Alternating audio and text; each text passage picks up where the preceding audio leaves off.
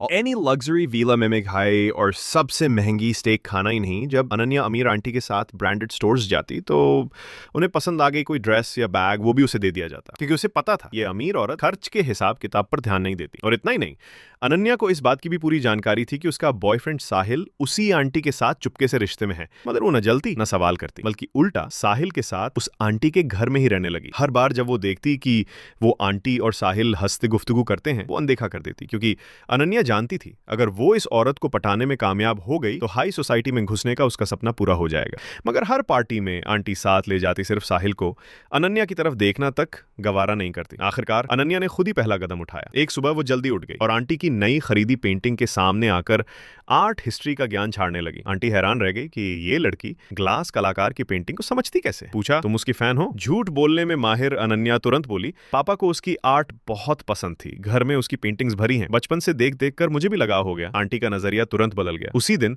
उसे शॉपिंग पर चलने का न्योता दे डाला। ध्यान रहे, ऐसी टॉप क्लास अमीर औरत के साथ शॉपिंग पर जाना सिर्फ बिजनेस टाइकून्स या पेज 3 की फैशन स्टार्स को नसीब होता है। शाम की पार्टी में अनन्या ने पहली बार उन चेहरों को देखा जिन्हें वो अब तक सिर्फ न्यूज में देखा करती थी। बाहरी तौर पर भले शांत दिखी, लेकिन अंदर से नर्वस थी। उस सब के बारे में गूगल करने लगी और पता चला कि इस आंटी समेत कई हाई सोसाइटी महिलाएं मिलकर ढेरों फाउंडेशन चलाती हैं, जो अमीरों के लिए पैसे घुमाने का कारगर तरीका है। अनन्या को आइडिया मिला। बोली, मैंने जर्मनी में कई चैरिटी फाउंडेशन खोले हैं, अब न्यूयॉर्क में भी एक शुरू करना चाहती हूँ। आंटी ने बस हाँ हाँ कर दिया और बात खत्म कर दी, क्योंकि अमेरिका में फाउंडेशन खोलने के लिए सिर्फ आइडिया नहीं, पॉलिटिकल और बिजनेस कनेक्शन भी चाहिए। अब अनन्या की आखिरी उम्मीद थी साहिल। चाहती थी कि वो आंटी को मनाकर इन्वेस्ट करवाए, लेकिन ना कॉल उठ रहा था ना कोई जवाब। घबराकर वो उसकी कंपनी पहुंची।